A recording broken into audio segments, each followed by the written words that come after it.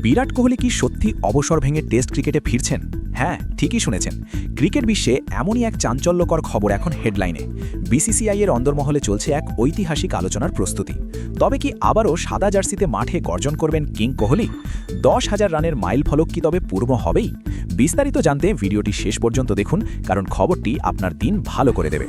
সম্প্রতি সামনে আসা একটি সেন্সেশনাল রিপোর্ট অনুযায়ী বিরাট কোহলি তার টেস্ট অবসরের সিদ্ধান্তটি পুনর্বিবেচনা করতে পারেন। সূত্র মারফত জানা যাচ্ছে, বিসিসিআই নিজেই বিরাটকে টেস্ট ফরম্যাটে ফিরে আসার জন্য অনুরোধ করতে পারে। রিপোর্ট বলছে, এই বড় সিদ্ধান্তটি 2026 সালে ভারত ও শ্রীলঙ্কায় হতে যাওয়া টি-20 বিশ্বকাপের পরেই নেওয়া হতে পারে। আমরা সবাই জানি 2025 সালের মাঝামাঝি ইংল্যান্ড ট্যুরের ঠিক আগে বিরাট কোহলি টেস্ট ক্রিকেটকে বিদায় জানিয়েছিলেন। সেই সময় রোহিত শর্মাও সরে দাঁড়িয়েছিলেন এবং শুভমান গিলকে নতুন টেস্ট ক্যাপ্টেন ঘোষণা করা হয়েছিল। কিন্তু কেন এই ফিরে আসার জল্পনা? আসলে অবসরের আগে সময়টা বিরাটের জন্য খুব একটা ভালো ছিল না। অস্ট্রেলিয়ার বিরুদ্ধে সিরিজে তার গড় ছিল মাত্র 23.75 এবং ঘরের মাঠে নিউজিল্যান্ডের কাছে 0-3 ব্যবধানে হারের পর তিনি মানসিকভাবে কিছুটা ভেঙে পড়েছিলেন। কিন্তু বর্তমান ছবিটা সম্পূর্ণ আলাদা। ওডিআই ক্রিকেটে বিরাট এখন স্বপ্নের ফর্মে আছেন।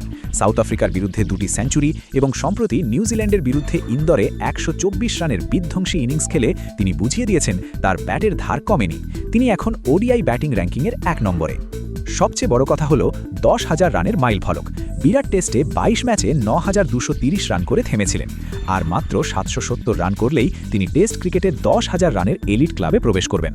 ক্রিকেট পণ্ডিতরা মনে করছেন, বিরাটের বর্তমান যা ফিটনেস এবং ফর্ম, তাতে এই রেকর্ডটি অধরা রাখা উচিত নয়।